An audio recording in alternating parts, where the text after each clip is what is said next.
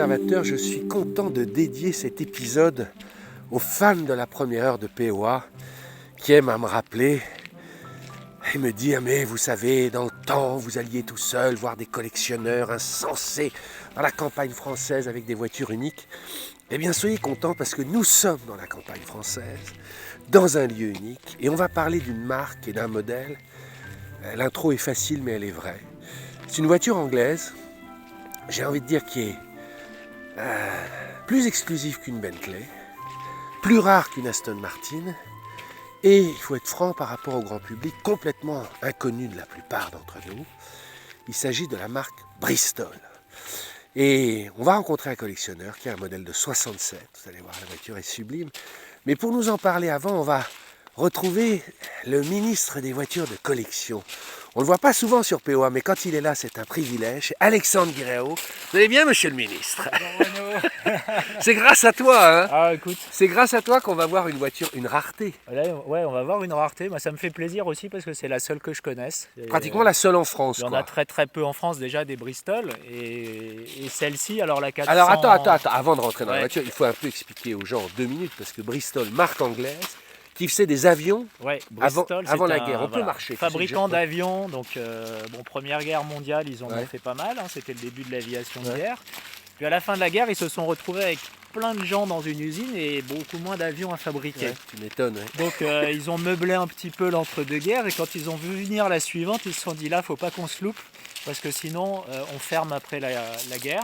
Et Qu'est-ce donc, qu'on peut faire? Voilà, ils se sont demandé qu'est-ce qu'on fait parce qu'ils avaient quand même jusqu'à, je crois, 70 000 ouvriers. C'était, Ouais. on imagine la Ah fabrication ouais, des ouais, j'avais avions, pas c'était compris. quelque chose. Ouais, ouais. Donc ils avaient 70 000 personnes à occuper Et du matos. Ouais. et tout ce qu'il fallait, voilà, pour travailler notamment l'aluminium. Donc ils ont cherché des idées, ils se sont approchés de l'automobile, ils ont approché pas mal des maisons automobiles de l'époque en Angleterre. Donc avant la Seconde Guerre déjà. Alors ils avant avaient- la Seconde Guerre, ils avaient anticipé, voilà, à partir de 38-39, ils ont commencé à se dire il faut absolument qu'on trouve un débouché après-guerre.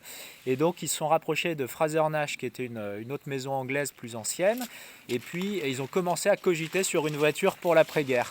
Voilà. D'accord. Et Bristol est devenu petit à petit un constructeur automobile, et en 49-50, leur voiture était prête, la première Bristol était prête. Qui s'appelait la 400. La c'est ça? Bristol 400, voilà, alors qui est en fait basée sur une BMW. Mais on pourra en parler un Ouais, petit on peu va après, revenir, on va voilà. tout de suite la montrer, puis surtout on a Antoine, mais avant d'aller le voir, moi qui suis quand même un peu bagnolard, sans connaître bien l'histoire, 2 choses.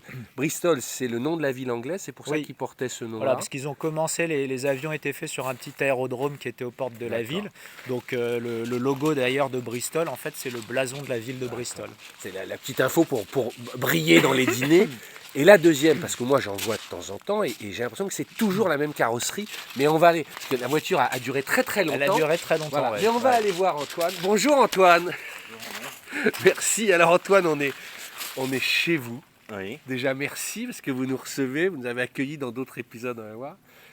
Et vous êtes d'une grande famille de bagnolards. On va commencer. Hein. Votre arrière-grand-père m'avait dit tout à l'heure. Oui, c'est ça. Mon arrière-grand-père a commencé vers 1903. Il a été agent Mercedes, Bugatti, Delaunay. Attendez, vous Belleville. allez vachement vite, vous dites ça. Vous vous rendez compte d'avoir un grand-père qui était agent Bugatti. C'est quoi, grand-papa? Il vendait des Bugattes. C'est quand même. Ouais, ouais. Il a surtout fait de la compétition. Il a Ouais. fait quelques Grands Prix de France. Il a été directeur de l'équipe Mercedes aussi, Ouais. en France 2 On fois. va pas faire toute Non, l'histoire il là fait- parce qu'on est là pour la Bristol. Non, mais en fait, je Ouais. repositionne parce que Ouais, voilà. bon, on se connaissait pas ce matin. J'apprends pour la petite histoire que vous suiviez POA depuis longtemps, donc Ah ouais. j'ai rousi de plaisir, bien Ouais, évidemment. c'est marrant, ouais.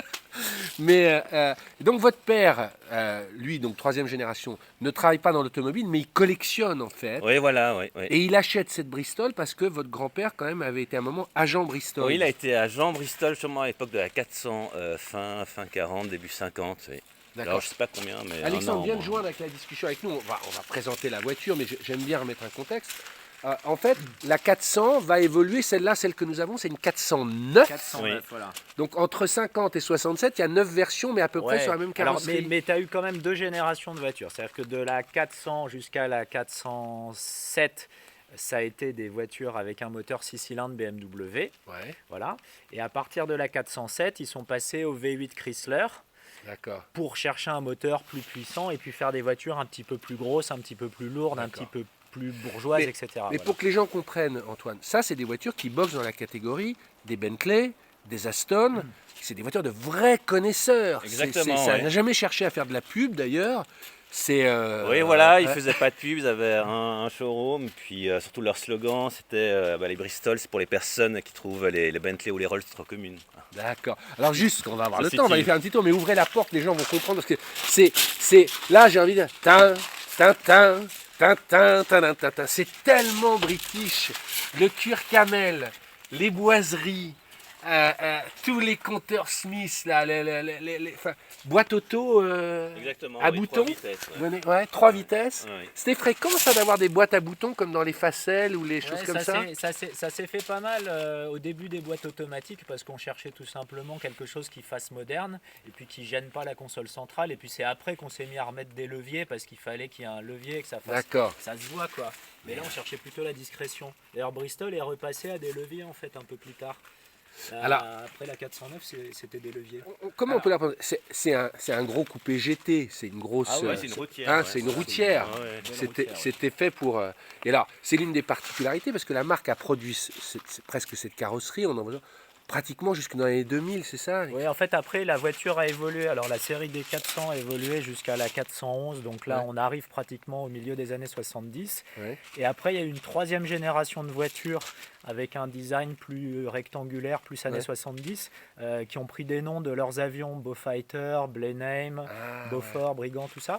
Et donc, ça a été un petit peu la fin de la Bristol. Mais les générations des années 70 et celle-là, techniquement, c'est très très proche, en fait. Voilà. D'accord. Simplement, le moteur a continué d'évoluer avec plus de puissance, plus de chevaux, etc. Et d'accord. ça, c'est vraiment le cœur, on va dire, des Bristol fin des années 60. C'est une bonne série, c'est une bonne cuvée, la Ouais, 67. Ouais, oui, 50 ans, 51 piges. non, mais elles ont tout juste, c'est-à-dire qu'elles sont pas encore trop décalées par rapport aux voitures de leur époque. Parce que Ouais. quand on regarde celles des années 70, Ouais. elles étaient déjà. Mais elle est de 70, elle est de 67, celle-là. Oui, ouais, non, ouais. mais celles du milieu des années Ouais. 70, elles étaient déjà très très décalées parce qu'ils progressaient plus en fait. Si tu veux, D'accord, ils pouvaient plus d'accord. progresser, ils n'avaient pas les moyens de progresser. Alors que là, ils étaient encore vraiment dans le cœur du marché avec une Aston, une Jensen ou une Bentley, ça pouvait se comparer sans problème. Voilà. Alors, Antoine, montrez-moi, mais moi je découvre avec vous tout à l'heure, il y a des détails incroyables, tout n'est que détail dans la vie automobile.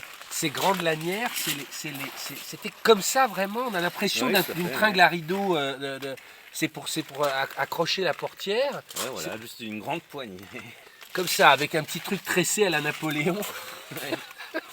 Et alors, les cornes du volant, j'ai appris que c'est la signature, tu me disais, toutes les Bristol ont des... Pourquoi elles ont Alexandre, viens m'expliquer, pourquoi on a l'impression de cornes de zébu, c'est comme ça les volants Bristol. Ouais, ben, ils ont commencé à faire dès le début des volants comme ça, un petit peu atypiques, avec des cornes de bœuf.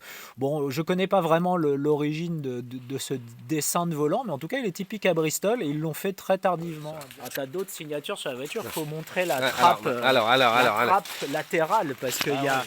C'est quoi la trappe Il y a latérale? des trappes un peu partout sur cette voiture, c'est un petit peu comme dans les vieux châteaux. Donc, il faut regarder, voilà, il y a l'outil. Excellent, qu'est-ce qu'il y a la roue de secours là-dessous? Qu'est-ce qu'il y a Alors, de ce côté, c'est la batterie.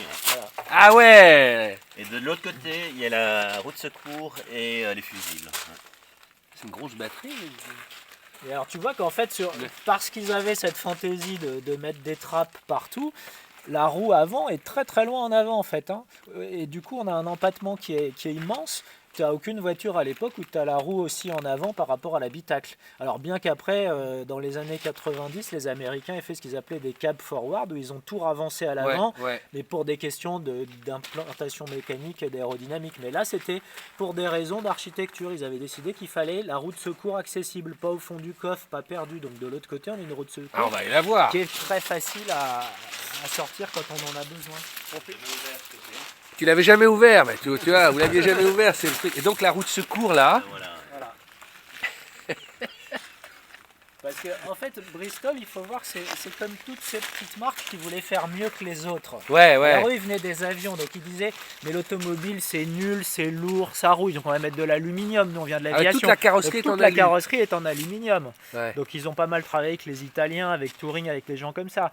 La roue de secours, fallait que ça soit accessible. Le circuit électrique, fallait que ça soit infaillible. Alors tous les trucs sont doublés comme sur un avion, etc. Donc en fait, ils étaient obnubilés par la fiabilité de l'aviation parce qu'ils avaient ça dans les gènes. Et il y a plein de détails pratiques. La voiture a une garde au sol assez haute. Il fallait pouvoir passer dans des chemins sans que ça frotte, etc. Donc Il y a un sens du pratique. Voilà, Ouais. de sens pratique dans la voiture. Ce qui Vous était pas confirmez, forcément Antoine, le cas chez finalement, les à autres. conduire et à vivre. Oui, et elle me rappelle pas mal ma Silver Shadow, bon, qui Ouais. a presque 10 ans de plus. J'adore qu'on puisse dire ça. Moi, j'adore. Moi, ça Bon, elle est en Corniche, mauvais état, ouais, elle, ouais. elle vaut rien, quoi, la Ouais. Silver Shadow. Ouais. Mais par contre, donc la Silver Shadow, c'est à peu près la même chose, sauf que celle-ci est beaucoup plus basse et elle tient vraiment mieux la route. Voilà. Allons voir le coffre aussi, puisque il y a un jeu de carrosserie là, j'adore. Ouais. Ça me rappelle un Ça, tout c'est- petit peu la Volvo C'est P1800. très Bristol, ils ont fait ça sur plein de leurs voitures, ces petits ailerons là Ouais. profilés, Il y a un petit c'est leur côté Volvo, signature, là. c'est leur D'accord. signature. Ouais. Ah, c'est leur signature. Ouais. Mais c'est bien avant les Volvo. Il est gigantesque le coffre. Ah, j'aime beaucoup. Regarde, avec les rangements, c'était prévu comme ça déjà à l'époque. Apparemment. Oui. Bah, vous vous rendez compte, c'est vachement malin et tout capitonné. Tu m'étonnes le luxe, regarde là avec le. Super bien, on voit les petites. Vous n'êtes pas ému par ce coffre, moi ça m'émeut. Moi, non, mais je trouve que c'est bien pensé, tu vois, regarde. C'était Parce que pour moi, c'est les lords anglais qui roulent en Bristol. Franchement, il y a un côté. C'est la Ceux qui gentry. ceux qui Non, mais aiment conduire, oui. on en voit dans les rues de Londres encore, souvent elles sont Bordeaux. D'accord. Ah ouais. Oh le moulin, on dirait un tracteur, putain, on dirait un Massey Ferguson. Alors, c'est un Ah oui, c'est un gros bébé quoi. Un Gros 318. V8 en fonte américain. Ah ouais. 5 litres 1, oui. Donc ça, les puristes, ils hurlent pas en disant que c'est du basique par rapport à... Qu'est-ce qui est plus coté, celle avec le 6 cylindres BM ou celle avec le 8 je parle, le Ouais, spécialiste? bon, celle en 6 cylindres commence à être recherchée, mais pas depuis très longtemps. Par rapport à leur rareté, ça reste des voitures encore qu'il faut oser aborder. Et celle-là encore plus, parce qu'effectivement... Bon, Mais ça vaut c'est très fiable, cher, j'ai c'est aucune idée fiable, moi. en plus, hein, si tu je peux peux- le dire. Non, mais en Angleterre, parce qu'elles sont Ouais, surtout ouais. en Angleterre, Oui, voilà, oui. tu peux commencer à partir de 35-40 000 livres à trouver des autos, Ouais. alors qu'ils seront moins belles que celle-là, parce que bon, celle-là est dans un état, elle est super. Voilà, après ça va monter à 50-60 000 livres assez vite dès qu'on veut une voiture vraiment parfaite Oui, qui d'accord. marche au nominal. Non mais à la rigueur, c'est beaucoup moins cher qu'une Aston Mais- et ah on, oui, a, oui. on a une voiture du Ah oui. même... Ah, t'as une voiture plus exclusive, Ouais, et ouais, beaucoup moins plus chère. exclusive. Ouais. Carbouille insensé. Tout ça c'est de l'alu. ça. C'est de l'alu, hein, donc c'est très léger en fait. Hein. On le sent quand Mais- on soulève le capot, on n'a pas besoin de vérin, c'est super light. Ce qui veut dire qu'au niveau moteur, c'est très facile d'entretien, Oui. parce que c'est du Il y a de la place. c'est du surtout. gros ricain. Ouais. En revanche, la carrosserie, il faut trouver quelqu'un qui sache marteler l'alu, quoi. Ouais. Oui, après si on doit restaurer une carrosserie de Bristol, effectivement, là il faut aller chez un spécialiste. Mais ça C'est- s'oxyde l'alu ou ça rouille pas, mais Non. j'avais lu que ça pouvait quand même se... Avec le sel, oui. Ouais. Après, toute la voiture n'est pas en alu, donc elle reste vulnérable. Hein. C'est-à-dire que les sous-bassements, la structure de la voiture, D'accord. elle est quand même en acier classique. Mais bon, c'est quand même mieux protégé. C'était très très bien fini. Hein. C'est des voitures extrêmement bien finies pour l'époque. Bah tu m'étonnes. Bon, on y va, on va faire un tour, vous nous la démarrez, puis on Oui. va la filmer montant. Je sais pas, vous savez, c'est comme, il y a des gens qui aiment la pâtisserie, mais voir ces compteurs là, avec le bois derrière et ce graphique, ça donne tellement envie. Et alors, est-ce que tu as vu, je sais pas si tu l'as filmé Julien, mais la pièce, regarde Alexandre, ouvre la porte. Mais la pièce la plus élégante, je vais te laisser la filmer, mais... rétroviseur. Non, mais au-dessus, le haut-parleur, le haut-parleur ouais. encadré dans du bois. Superbe. ça. Franchement, avec les vis, mais non, mais ça, il n'y a que les Anglais. Et regarde-moi le plafonnier qui ne marche pas d'ailleurs, mais c'est énorme. Alors attends. Je veux la clé qui tourne, les pots qui crachent, les contours qui tremblent, la sueur, le sang. Prêt? Prêt. Il démarre grave, quoi. Vas-y, attends.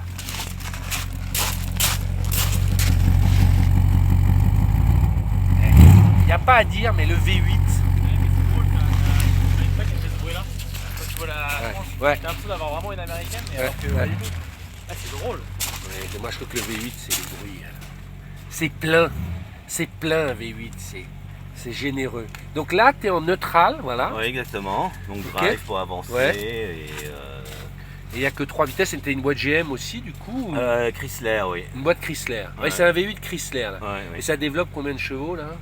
Oh, je sais plus, celle-ci est dans les 230, je crois. Pas plus que ça, c'est pas. Oui, voilà, bah, il est coupleux.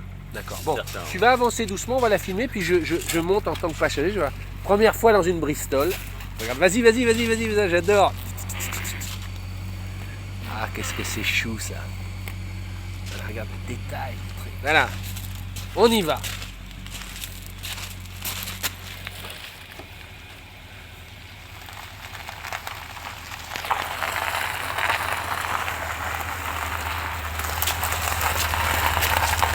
C'est une propulsion?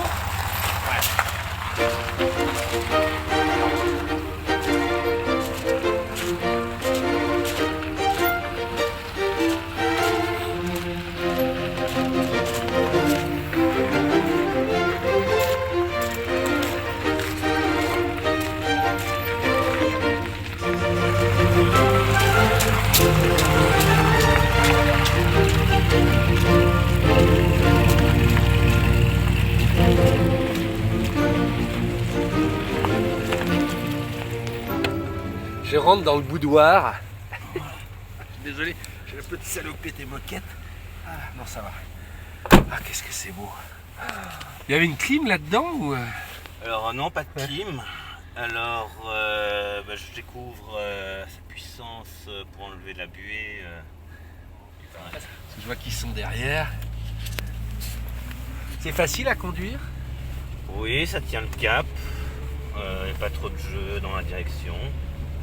Alors évidemment, comme c'est une conduite à droite et sur les petites routes, fais attention quand Ouais. on se croise. Mais jusqu'à présent, ça va. Et puis là, il fait très froid. On ne pourrait pas déraper sur une plaque de verglas. Alors j'ai regardé les routes de ce matin, non, ça allait. T'as 4 freins à disque quand même. Oui. Et c'est grand, ouais. Il n'y a pas de direction assistée, rien n'est assisté. Alors non, il y a eu la direction assistée dans le second semestre 67. D'accord, donc celle-là est encore... Oui, oui.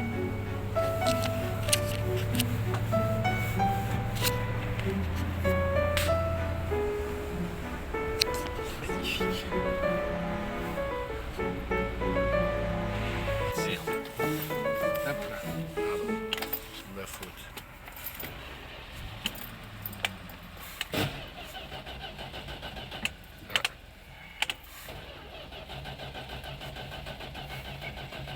Tu veux tirer le frein? Est-ce qu'elle recule un peu de la route? Voilà, vas-y.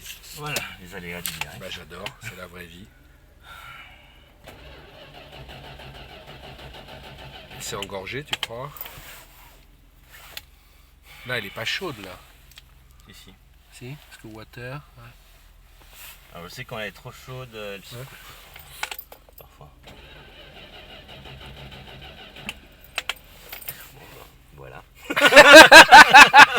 Mais c'est ça la vie, c'est dans ça ça. les voitures. Non mais celui qui ne comprend pas ça, il faut qu'il coupe tout de suite une voiture ancienne. C'est ça. Et ça fait partie du...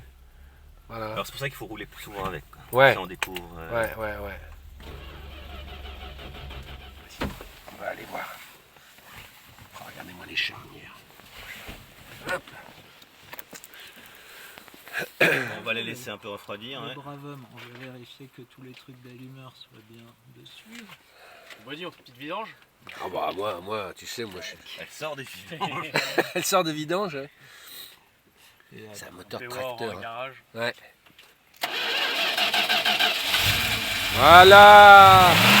Voilà, elle a besoin de se décrasser. Tu sais, ça c'est, j'adore toi. Dieu est avec nous. Mais regarde, crache-moi. Mais en fait c'est les pompes de reprise. Non mais ça, soit c'est une cochonnerie, Bah, c'est les pompes de reprise. hein. Ouais. Ouais. POA, c'est jamais du fake. C'est que du live, c'est tout ce que j'aime. Et c'est la BM qui a pas démarré. Elle le refait. Merde.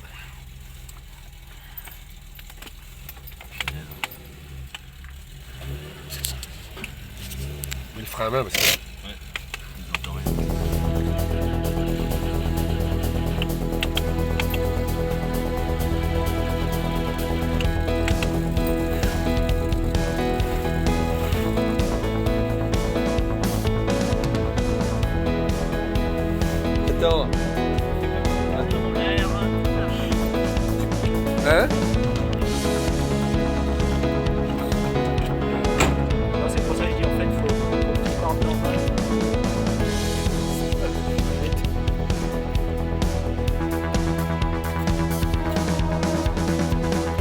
pas, il doit y avoir une...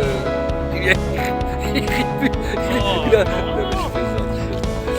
Tu sais, les mecs diront, ça nous manque le POA original. Moi, je vais te rajouter le POA original, ça tremblait comme ça. Mais c'est même... Mais on y est. Attends, on va pousser tous ensemble. On la met là-bas, derrière la 308.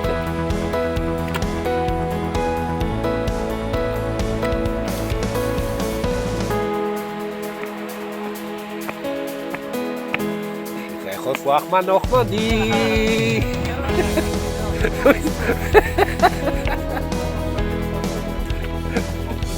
Donc, on reprend. Connus pour leur fiabilité légendaire, les Bristol s'échangent aujourd'hui entre spécialistes. C'est une voiture d'initié, monsieur. Ça se mérite. Messire Antoine, au nom de POA, je te remercie en tant que président, parce que ça, c'est la grandeur, de sortir sa voiture sous la pluie, d'aller dans la vraie vie, d'accepter qu'elle tombe en panne, c'est la classe. C'est la classe à Dallas, et c'est la vraie vie. Et elle va redémarrer. T'inquiète pas, je sens que tu as le regard triste. Ah Hein? non, c'est juste les bagnoles, ça m'énerve. Bah oui, c'est la vie. Mais moi, je vous dis au nom de tout le gouvernement, vous avez la classe. Parce que sortir sa bagnole par la pluie, voilà, de cette valeur, accepter que ce truc, vous êtes Golden Member. Voilà, je vous nomme Golden Member. Ah, mais c'est la classe.